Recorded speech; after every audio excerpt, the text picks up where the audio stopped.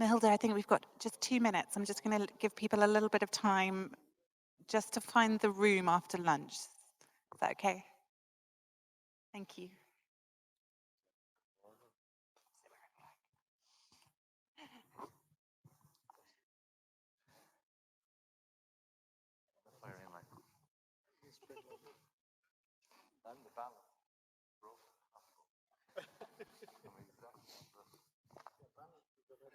Is that fractured? Fractured? Bruised? Bruised.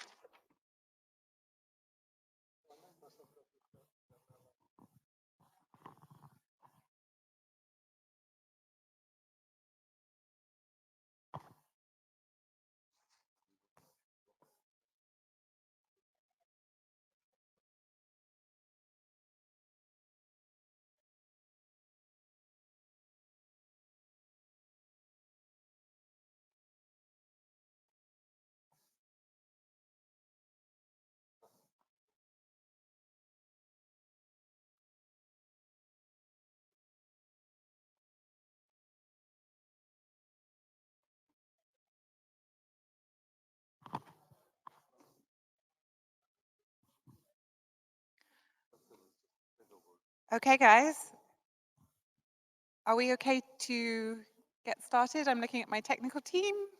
Big nods. Okay, welcome everyone. This is the session you've all been waiting for. as everyone can see. Or maybe they've been just waiting to finish their lunch. Thank you, esteemed panelists.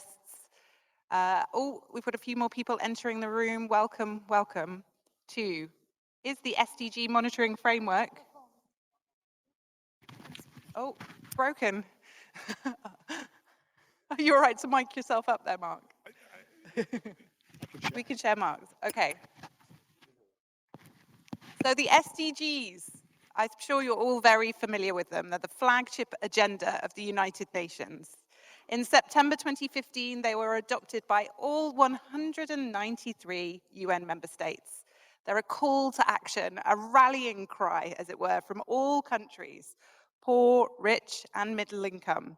They recognize what we all really know, that to end extreme poverty, we need long-term strategies to build economic growth, address the needs of people in areas of health and education and equity, as well as tackle climate change and protect our natural world. The global indicator framework to monitor the SDGs was finalized in July 2017. But in this session, perhaps a little bit provocatively titled, Is the SDG Monitoring Framework Broken? We're going to discuss whether that said monitoring framework could be working against the interests of long-term sustainability, in particular of national statistical ecosystems. And if it is broken, what can we do as the development data community to fix it and correct course so that we achieve our goals by 2030? And I've got a range of esteemed panelists to discuss this important issue with me. I've got Steve McFeely, custodian of our health indicators, director of data and analytics at the World Health Organization, ex-chief stats at UN Trade Development, and ex-deputy DG of CSO Ireland. I've got Mark Harewood, custodian of children's indicators and champion of the household survey, in particular the mighty MIC survey. You are chief data officer at UNICEF. I've got Maciek here, whose surname I can't pronounce, so apologies. Maciek is from Denmark. He's champion of the National Statistics Office, chief consultant at Statistics Denmark, and a member of the Interagency Expert Group on SDGs. So you're part of the group that agreed the indicators. Oh, you can come, you can disagree with me. I've got Sayonara Rees, defender of our human rights, also from Denmark, from the Danish Institute of Human Rights, team leader of SDG accountability at the Danish Institute of Human Rights. And last but not least, I'm going to say your name incorrectly, so forgive me. Mahadia Tunga, is that correct? Apologies. Last but not least, champion of the national process, I'm going to call you, I think, because you're co-founder of the Tanzanian Data Lab, and you've been working to provide support to the Tanzanian Bureau of Statistics and other statistics offices across Africa to monitor and report on the SDG indicators. So give a warm welcome to my esteemed panelists, and I'm going to sit down and kick off the discussion. Yay! Thank you. So let's do a little bit of scene setting. Steve, what did we learn from the MDG process? What did we learn from the MDG process? Well, at the end of the MDGs, we learned that it was quite difficult to populate global indicators. Quite a number of indicators were still empty at the end of the MDG process. We also learned that a lot of member states were very annoyed by the MDG process. They felt it didn't reflect the development agenda more globally. They felt it was very donor-driven. And they also felt that it represented the Washington consensus.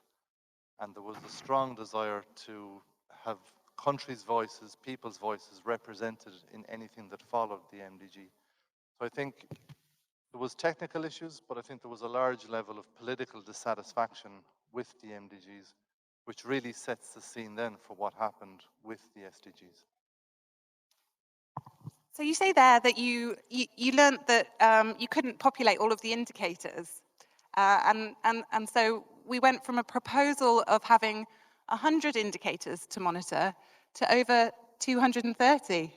So I think I'm going to come to you, Mark, and ask, what happened? Could it ever have been simple? And is your mic working? I think it is, yes, thank you. And I'm going to share children and human rights go together. Now, so the trouble with the MDG indicators and SDG indicators is that it's not just a technical conversation. And so it's relatively straightforward, although it takes a brilliant mind, to draw lessons from a technical point of view, and even to observe the political push. But to translate that political push into something which is technically sound is very, very difficult. And so what we ended up with in the SDGs was fully taking on board that the agenda should be consultative, it should come from everybody, it should be all-inclusive. We had youth consultations, we had all sorts of consultations that went into the SDGs, which were entirely separate from any kind of technical discussion as to what could be measured or even should be measured or even really why we were measuring. And so my running title in response to "Is the machinery broken?"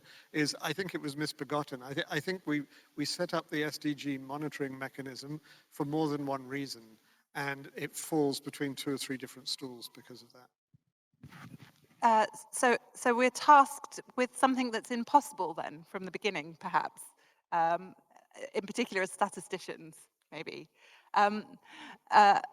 Mahadia, do you have any reflections on what we've learned from the MDGs and perhaps whether the process could have been more simple from a national point of view?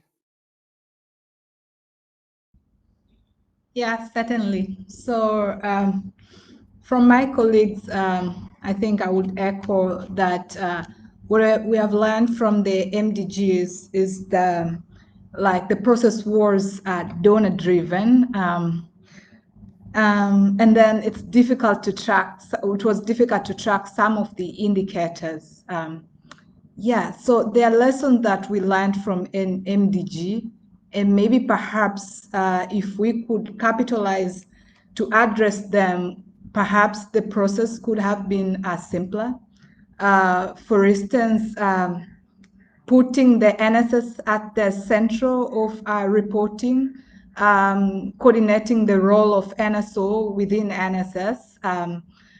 In that, the process is being owned by the countries, and we capitalize on the data produced by the countries, like the national survey. Tanzania has just come from the national census. How much of that data is, it will be reporting to the SDG indicators.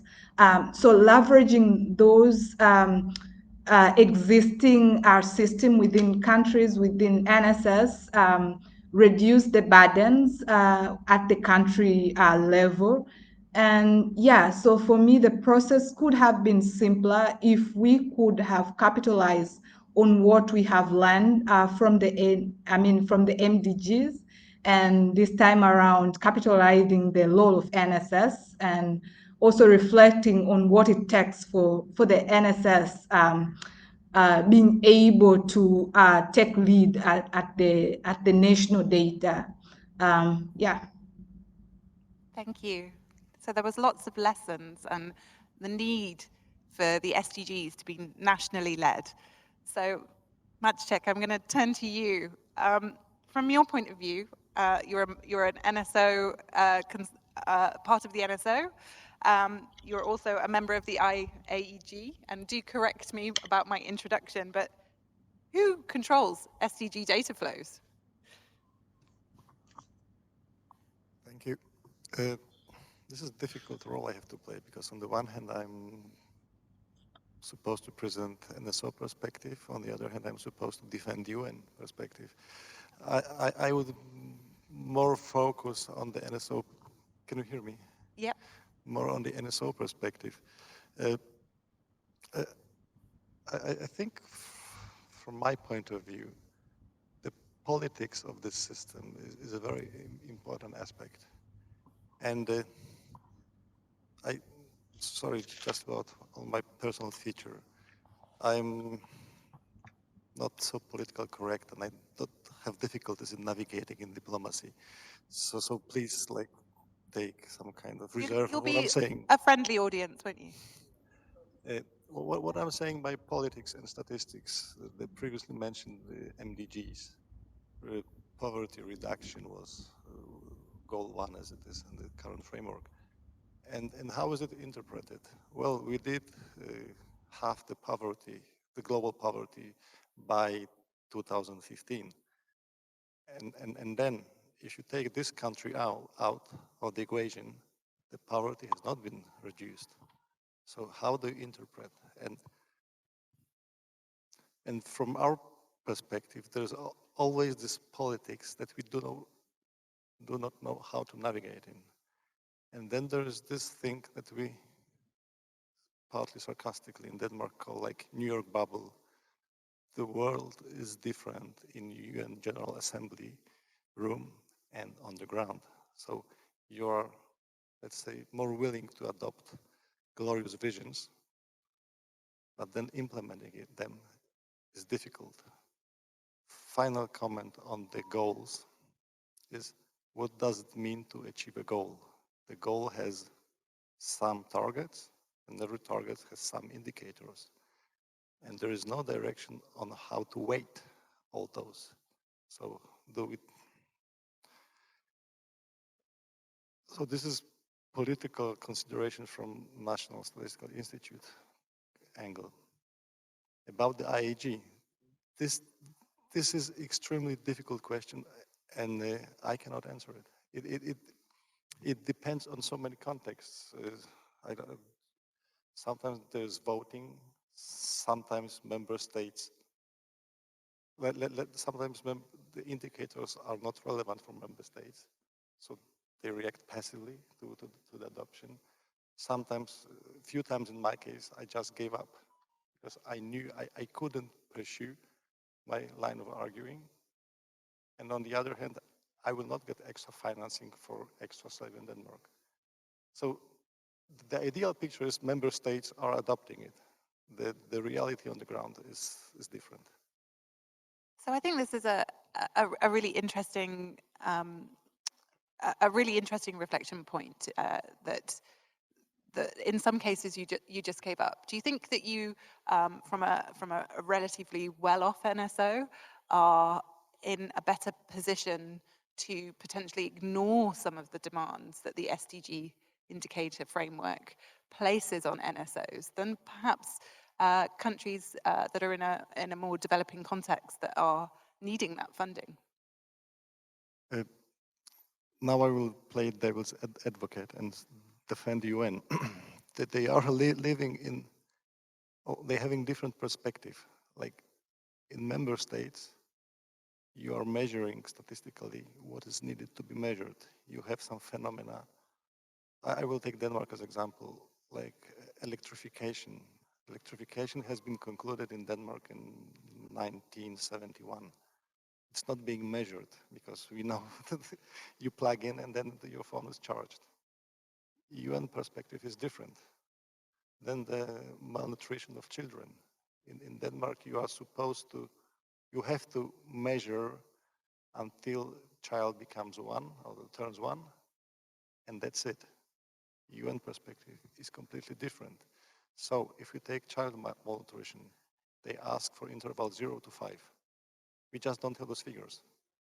And as a country, we cannot argue of more funds to monitor it because this is not a concern of politicians, and political concern is the next election always. Yeah, absolutely. Sainar, I wonder if I can come to you, in particular from your perspective as a human rights defender. Who do you think should control SDG flows? And do you think in all cases that they can be country-led? My instinct to answer this question is the people should be the one controlling. I mean, because this brings back to one of the questions that you answered on, could it have been simpler? Could there have been those 100 indicators? And I am sitting here and thinking about our own process of looking at the monitoring framework when we look at it from a human rights perspective, because we have 165 targets, each one of them encompassing a whole universe. And when we look at one of the targets that from our institute we took a look recently, the 1610-1, which is a very difficult one to monitor. And it talks about fundamental freedoms. And it only has, it has 2 indicators there.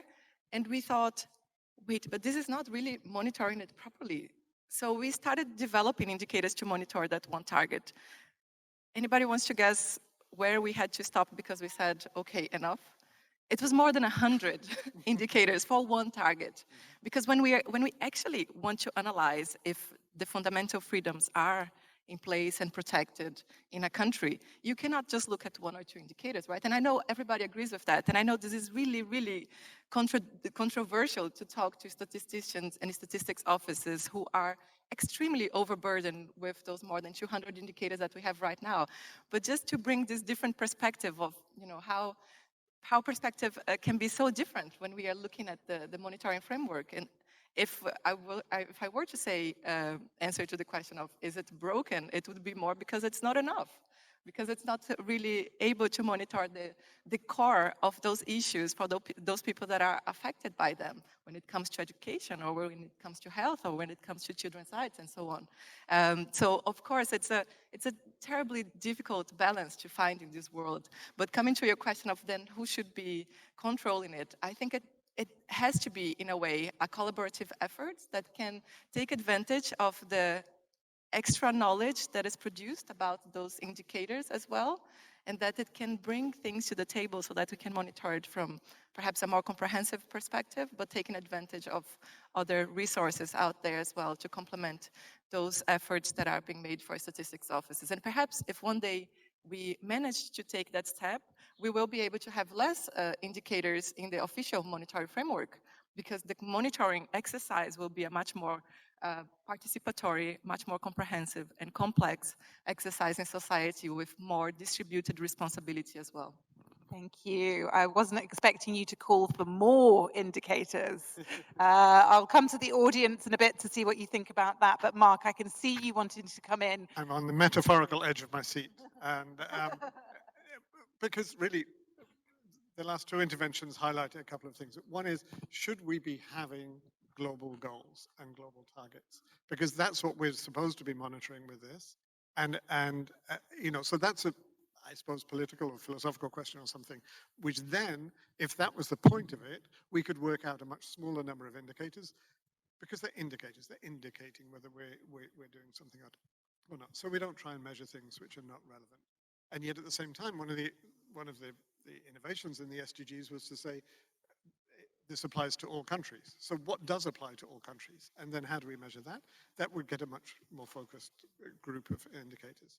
And then of course within each topic, I mean, the meager 19 indicators that the UNICEF is custodian for don't begin to have an understanding of what's happening in the lives of children and what needs to be done and how well we're doing it and so on. And it shouldn't, you know, that shouldn't be what we have in SDG monitoring. SDG monitoring should be very high level, very, it should be universal and it should have meaning in each country, because that's what countries should be measuring if we are going to have something which is internationally comparable and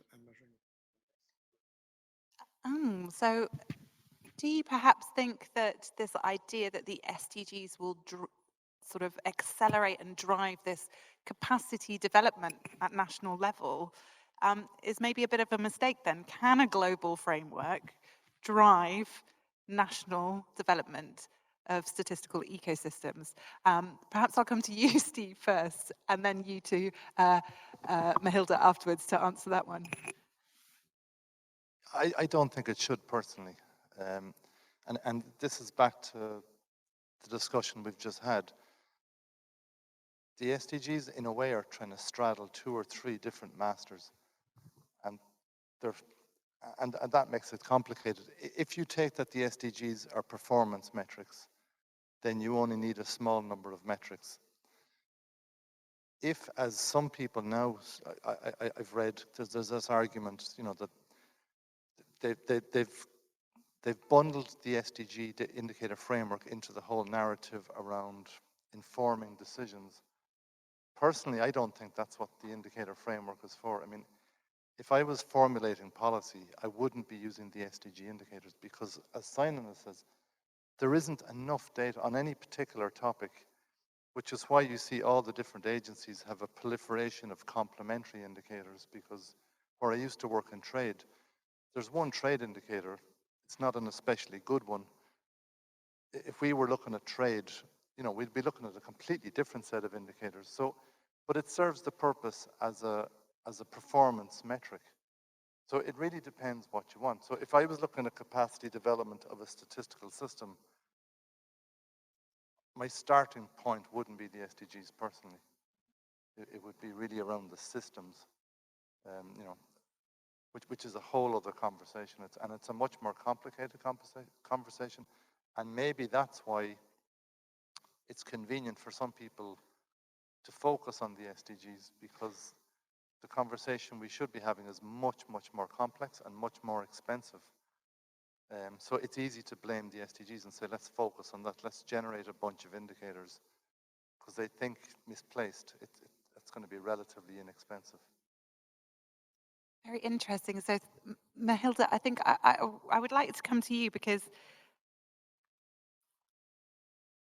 I want to get to the bottom of this kind of how we drive sustainable development for national ecosystems. Because from the point of view of an NSO that's looking for money in a lower income developing country, their funding is tied to producing these SDG indicators. So what are they meant to do? And I wonder if you have any reflections on that.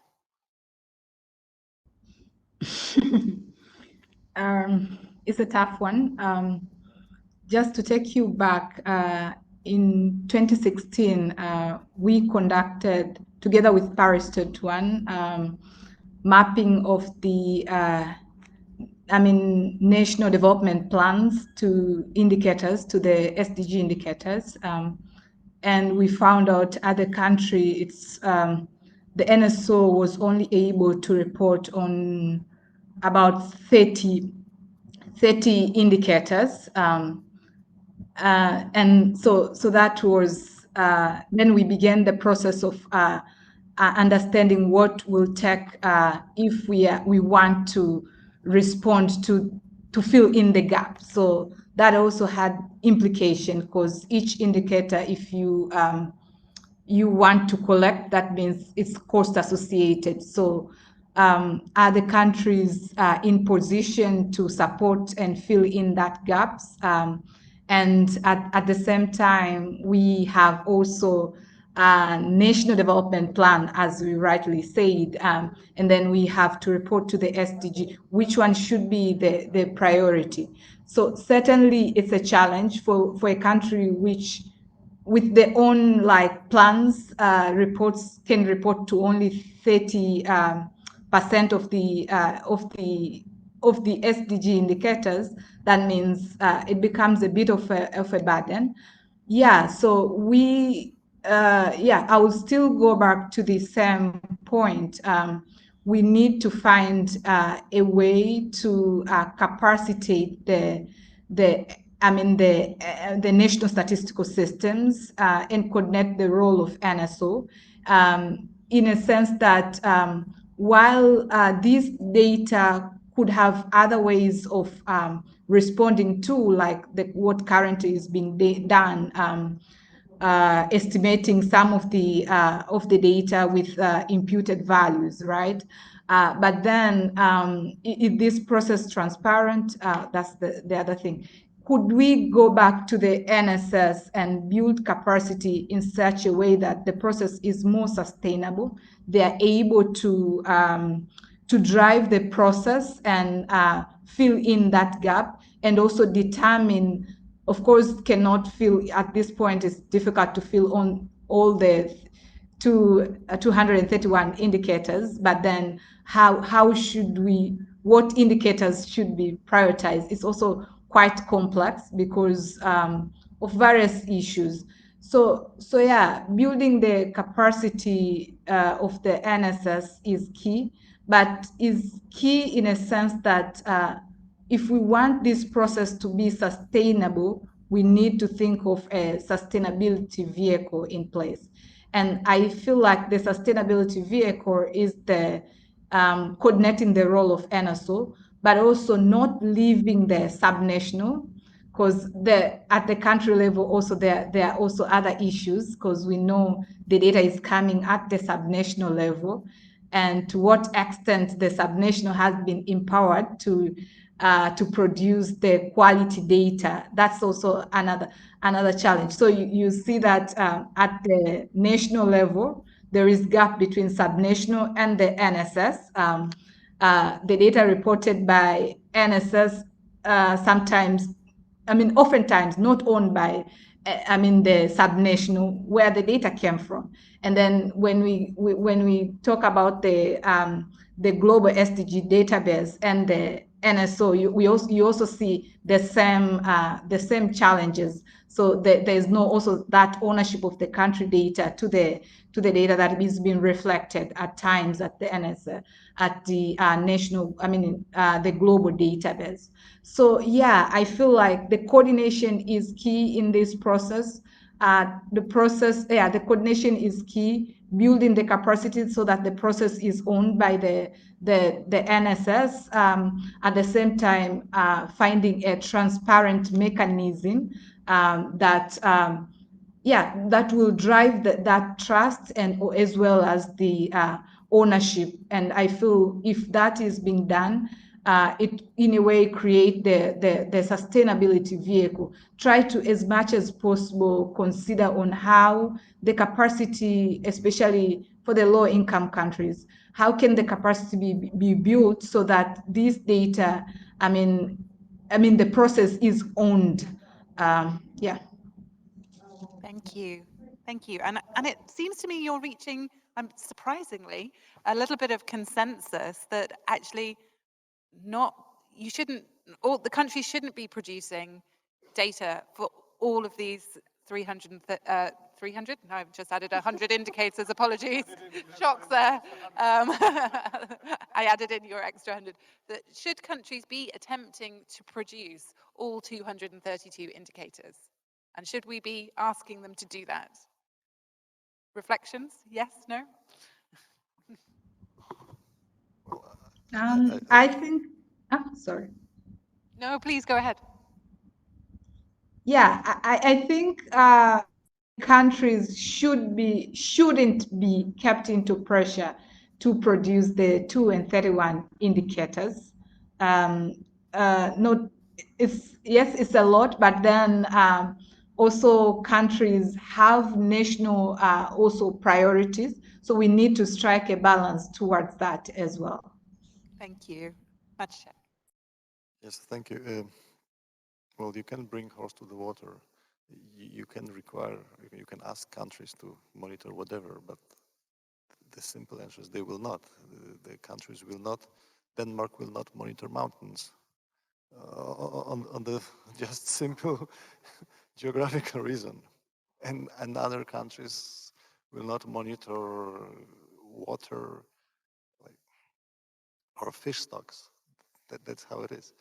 But I fully support Steve in the comment on the system. If you have a well-functioning system in place, then you can use it as building blocks for different statistics. And in my view, it should be the focus. And then there's also this political reality. And political reality is that the system should be flawless. We have everything in place. And whenever the huge preparing framework is in place, then we can wisely start working. I don't think it's a mistake that Nike slogan is just plan it. It's not just plan it, it's just do it. So I know building frameworks makes sense to a certain point, but the world is changing, and then focusing on single elements of the system. And I would say the majority of chief statisticians know what's working and what's not working. Going down to concrete statistics, trade balance. I need trade balance, let's do trade balance. And then we will see how far we get with the political visions could, in my view, be a priority. Thank you. So a few of you have talked about the SDG and the SDG framework, and in particular the indicators trying to do too many things. It's trying to be a national framework and a global framework. It's trying to serve too many masters, as it will. So how do we fix this? Mark? And yeah, I was going to say something much easier. So let me respond to what I was going to say. No. Okay, but I do want to make a little editorial, which is I think we can all agree that it's clear that some indicators are not sensible for some countries to measure. But the process to empower the IAG SDGs to agree that this indicator is not relevant in this country, but it is in that other one, would be enormously complicated. Because it's fairly easy. If you don't have any oceans, you shouldn't be looking at ocean-related areas. But if you say, well, we have no human rights violations, and therefore we shouldn't be monitoring anything to do with human rights, who's to say yes or no? So it's a very hard conversation to have, which I suppose then kind of reluctantly brings me into your question as to how to fix it, which is with great difficulty, I suppose. I think one thing we could start by doing is to start having this conversation. When we talk about these SDG monitoring gaps, let's talk about them more intelligently. Are they gaps because they're not relevant, or are they gaps because we're not able to measure them, but they do actually matter in those countries? Again, it's not going to be an easy conversation, but at least we could start with that. So we're not pointing the finger where the finger doesn't need to be pointed. But who should own that conversation? Whose problem is that to be having? Steve? Well, like all problems that you want to fix, first of all, you have to identify exactly which one you're trying to fix. Like the SDGs, you can look at them and say, okay, it's riddled with problems, but you can also say it's riddled with successes. So which piece are you trying to address? And when are you trying to address it? I mean, for me, maybe the more interesting conversation now isn't so much trying to fix the SDGs, because there's a process there. It's really looking ahead to what's going to come after the SDGs. How do we build on what we have built? How do we improve the bits that we have? And then how do we ameliorate the bits that maybe aren't working? Trying to fix the SDGs now at the halfway point, like, fix the SDGs. I'm not sure that's really it's going to be so productive, because statistics take a long time to develop. So I think looking ahead to whatever comes in 2030, that's where there's a huge opportunity, I think. But what should we do between now and 2030? Well, like, let's not forget, what were we asked to do? The General Assembly adopted Agenda 2030. So we can talk about all the different problems in the different countries, but the countries, for better for worse, signed up to this thing. And we take our instructions from our political masters. I think the fact that the measurement framework came to the statistical community was in itself an achievement, like a huge achievement, because it wasn't actually clear that that would happen. And I think there's a lot of credit due to Stefan and Francesca, because I think there was real threats at the time that it was going to be outsourced elsewhere. So I think the fact that it came to us, and it came to us with the best of intentions, like the measurement framework came to the statistical community with the realization that there should be independent measurement. So the intentions were good. So I think it's really fixing the things on the margin rather than kind of, carving up. So what should we do? I think we need clarity around global versus national. I think that conversation has just dogged the SDGs from the very start. And also, what is the purpose of the measurement framework? Is it an indicator framework to measure success, however defined? Or are these meant to be indicators that somehow serve policy functions? I think even if we addressed those two questions and brought clarity to them, that in itself would clean up a lot of uncertainty. There's some good questions there, and I think I might come to the audience in a minute, so I want you all thinking, what is the SDG framework for, and what should it be for, in your opinion? And Sayonara, I wonder if I can come to you first. Do you have any opinions on that? I also wanted to chip in the last part of the Please, conversation. go ahead. That's Yeah. okay. I was thinking before she asked me another hard question. But yeah, one other thing that got me thinking with what all of you were saying was, and I will not try to get in between the role of National Statistical Office and the custodian and who should own the process here. I don't think it's my place, but just wanted to point out perhaps the advantage of one and the other a little bit. I mean, from the National Statistical Office, the perspective of the national ownership, I think it's extremely important that that is there, no matter if the custodian is then the one reporting to the global level. The respect to the National Statistical Office work is also, I think, what is key there, what we sometimes miss when we have contradictory information in national SDG platform compared to the global platform, for example. So I think these are basic principles regardless of who is the owner of that. At the same time, I see great advantage also in having custodian agencies such as UN agencies in the process for some of the indicators that are very sensitive or controversial at national level. And we are seeing some experiences where the custodians are actually open up spaces for bringing in data from civil society and data from partners that were not listened to or not taken into account before. And still, several years into the SDG process and SDG indicators have not been accounted for so far. So I think this is also something interesting because it didn't came from the inside processes, but was actually fostered by the custodian agency. So there are some advantages to this process as well. And I'm referring here very specifically to the example of how national human rights institutions are, by the support and guidance from the Office of the High Commissioner for Human Rights, working with data from civil society that are collecting on killings, attacks, and kidnappings, and so on human rights defenders.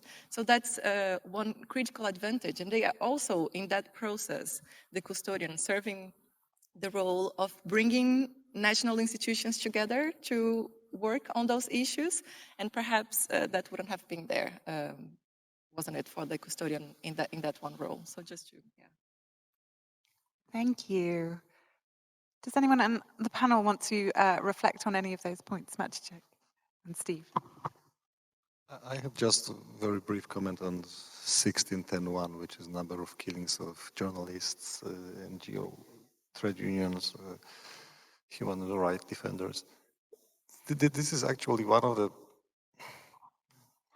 centers of discussion what, now I can talk on behalf of SDG, IAG, sorry.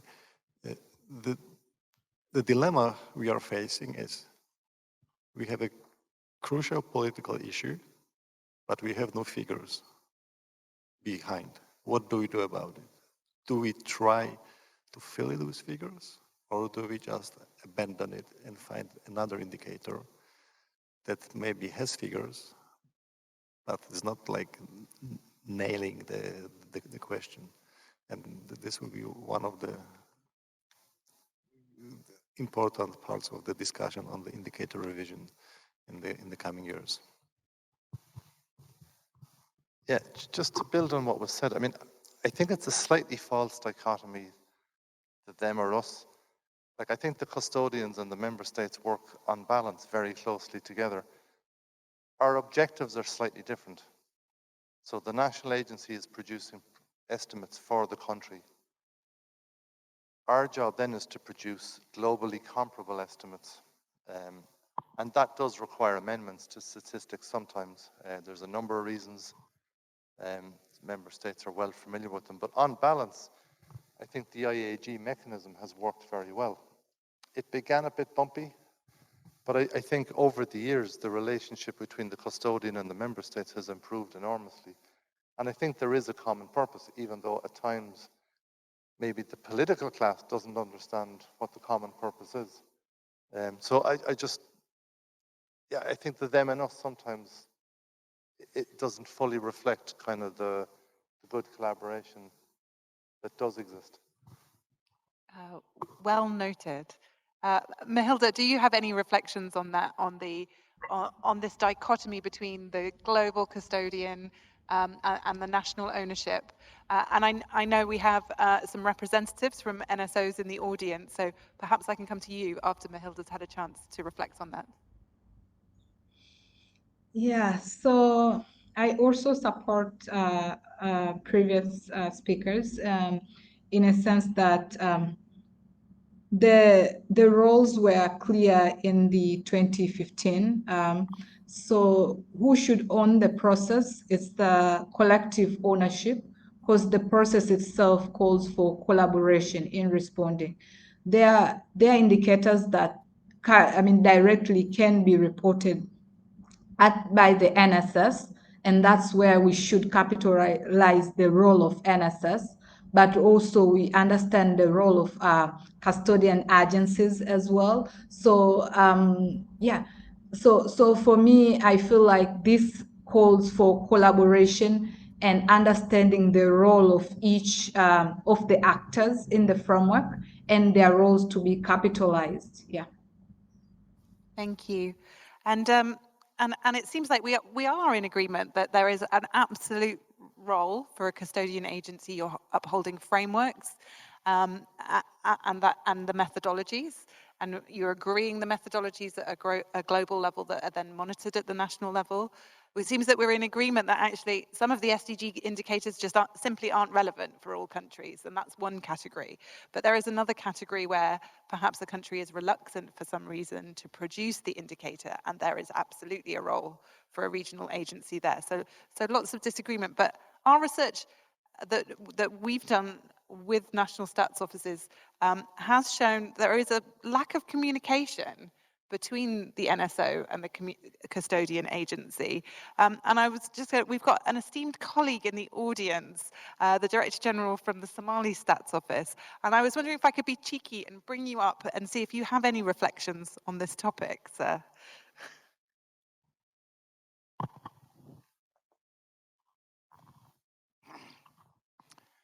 Thank you very much. Really interesting listening to the distinguished panelists. So yeah, the question is the SDG monitoring framework broken? Yes, but not completely.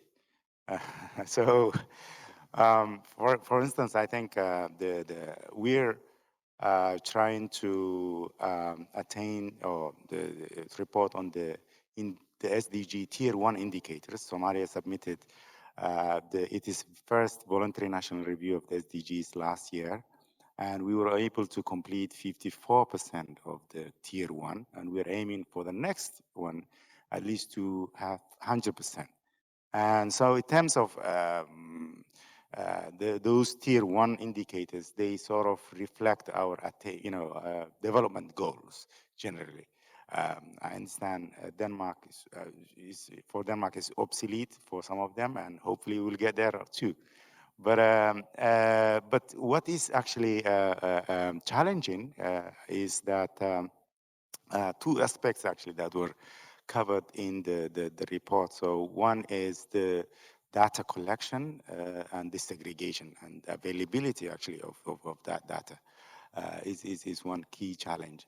And we're having to struggle to raise resources for data collection. At the moment, we're trying to actually conduct Mixed 6 in Somalia this year. And we're having all kind of challenges. Secondly, the other one is also the need for integration of the framework with other monitoring tools or with other monitoring programs, so that it is more streamlined, it's better, easier to report, and actually it will cost less because of the meager resources that we have. And in this case, what we see is that actually custodian agencies, at least in our country, in many fragile contexts, the states, spend a lot of money on other monitoring and other things that that could easily be integrated into the SDG monitoring framework. So those are two aspects are really quite of a where we see actually where we can sort of improve, and hopefully, as Steve mentioned, by beyond 2030, we will be able to. We have a chance to actually improve the many aspects of the SDG monitoring framework. So thank you very much, and it was really good listen to your discussion. Thank you very much. Do you have any responses from the panel to some of the thoughts there? Or perhaps we may take some questions from our audience. Are there any questions?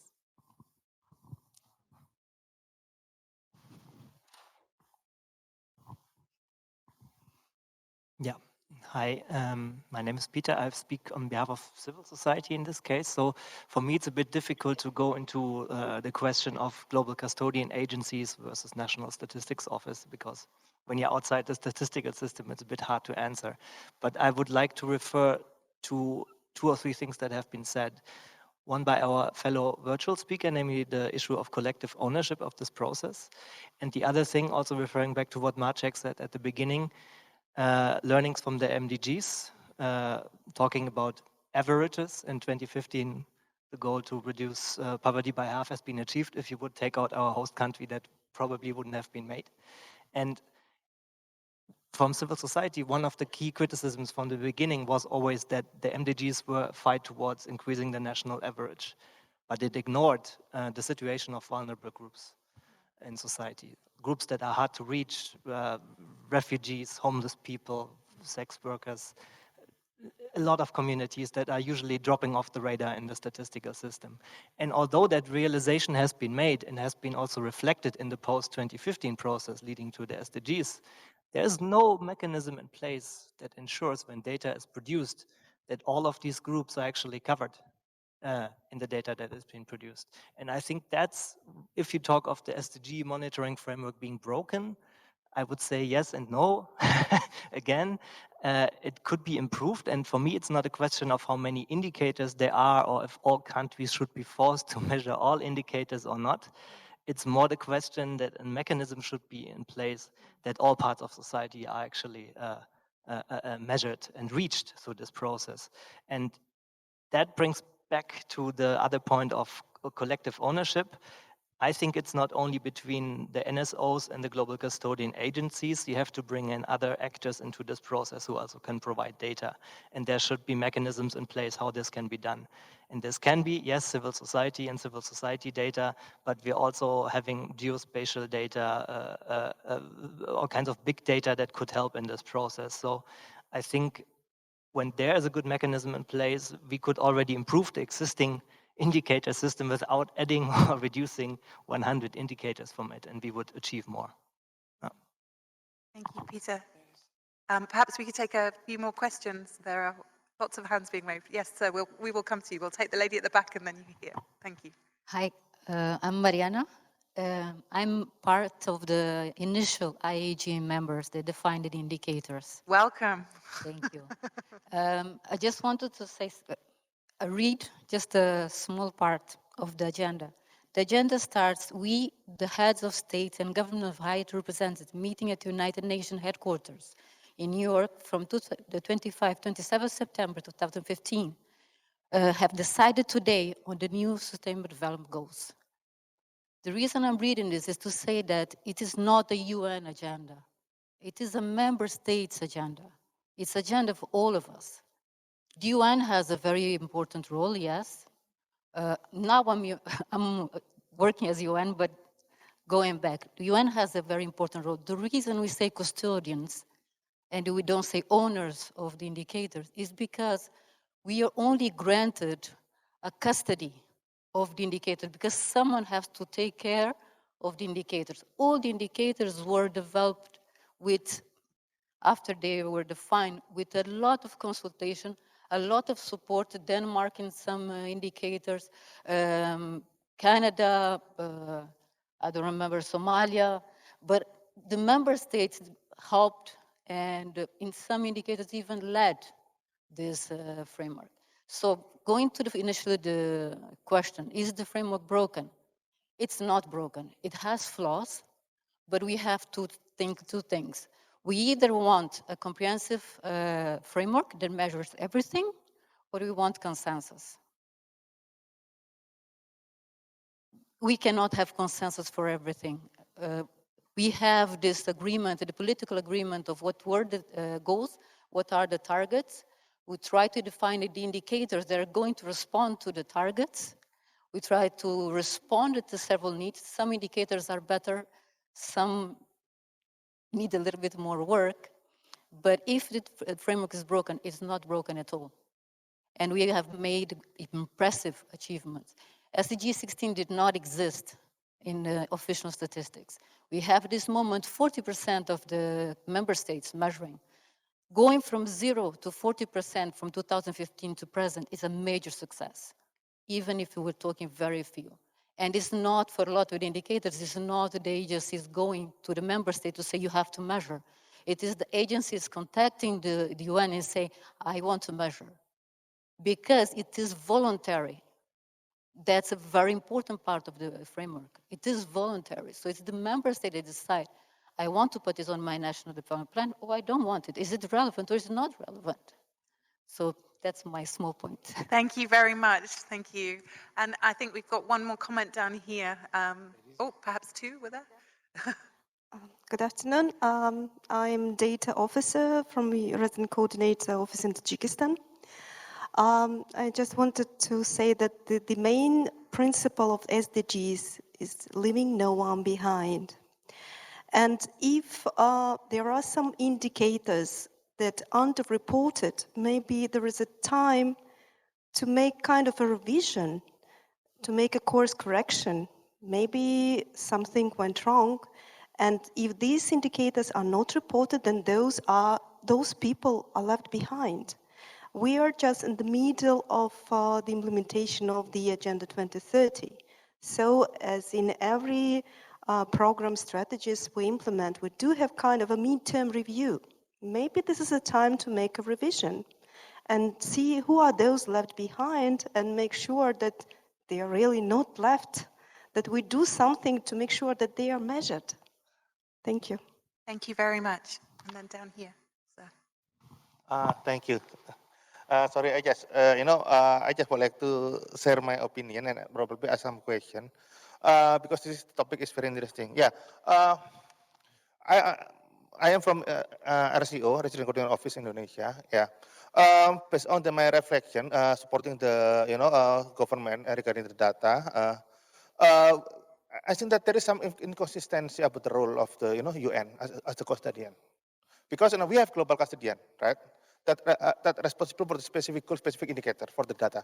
However, some of the custodian doesn't exist in the country, and then there is some of the gap of the indicator, and then statistical office sometimes don't know how they can get support from in case they would like to strengthen the capacity for some indicator that don't have UN agencies or custodian not active in the country, even never reach the statistical office.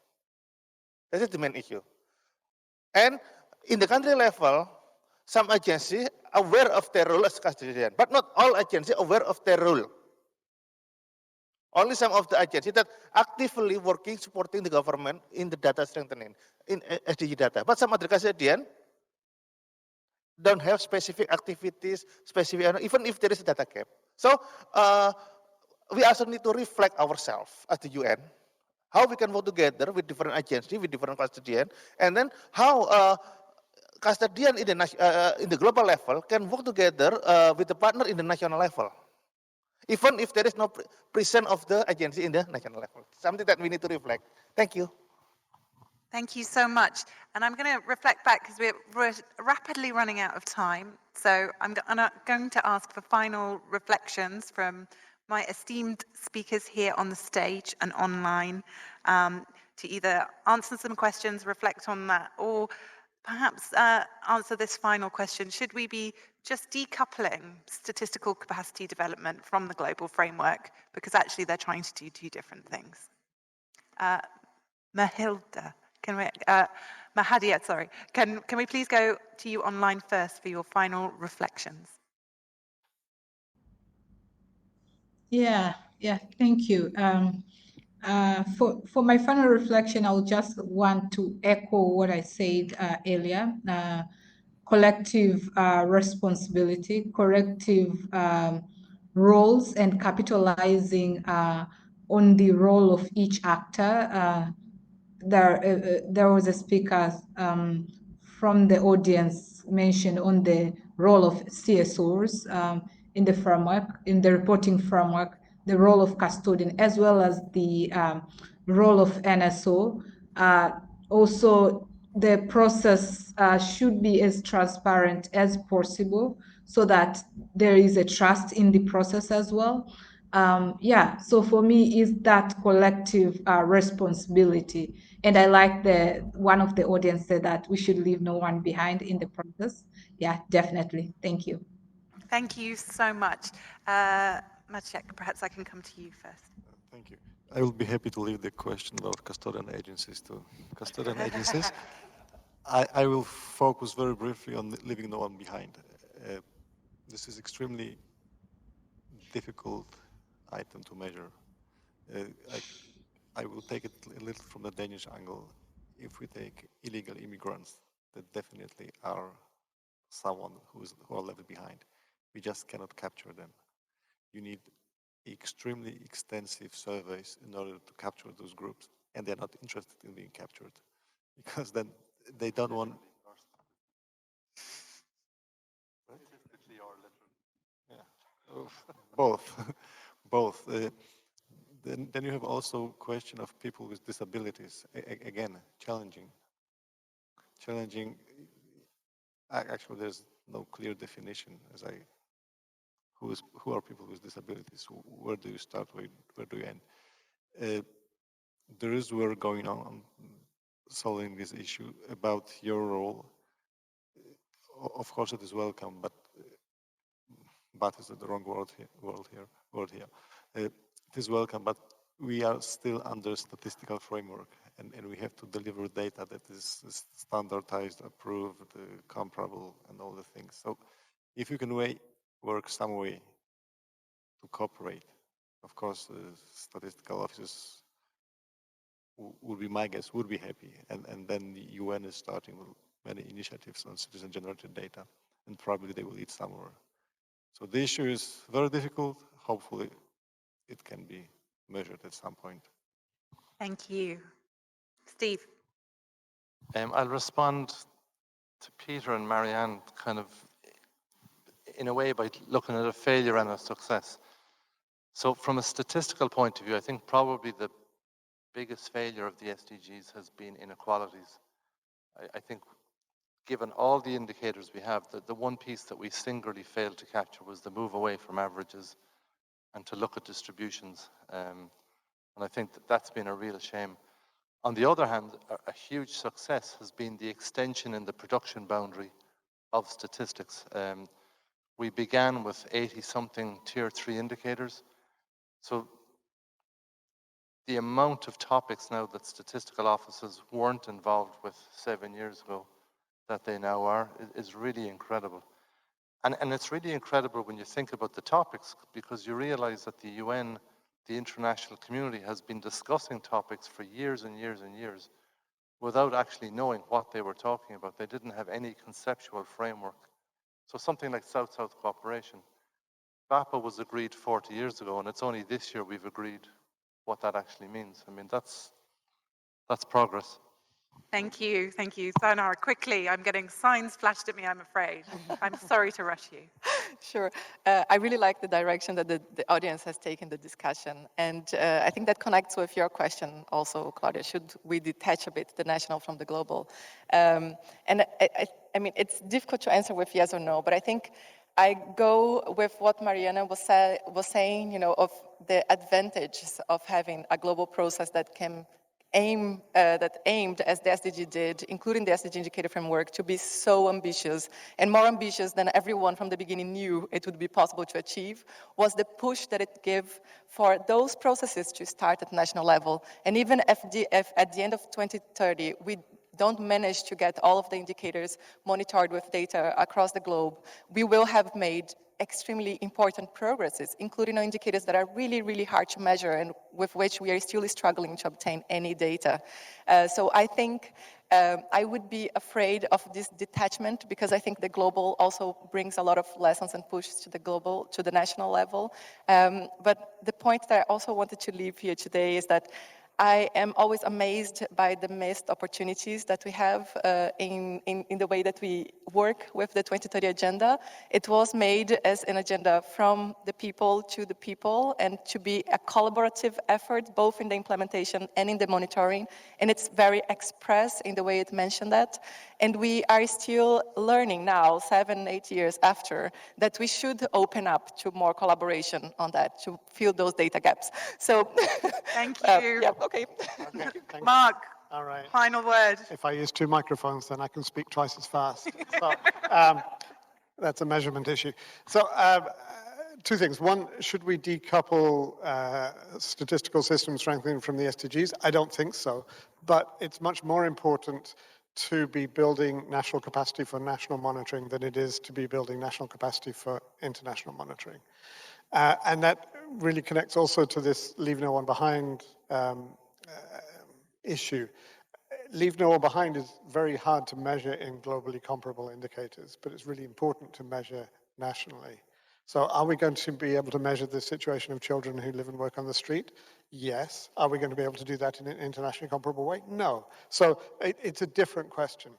So I think it's necessary, not sufficient, as you're saying. Let's not throw it out, but it's only the start, or it's only one entry point into statistical system strengthening. Thank you very much. We are wrapping up now. I want to thank all of you in the audience. I just want to quickly reflect. I did put a poll on Hoover asking you all whether you thought the SDG monitoring framework was broken. Whether it's statistically representative, it is a poll of statisticians. So yeah, whether there is some convergence to the mean there. It's 50-50 actually. So I think in conclusion, I think we think the SDG monitoring framework is bruised, I think, and that's my conclusion. Thank you to my panelists, thank you to the audience, thank you very much to the technical team.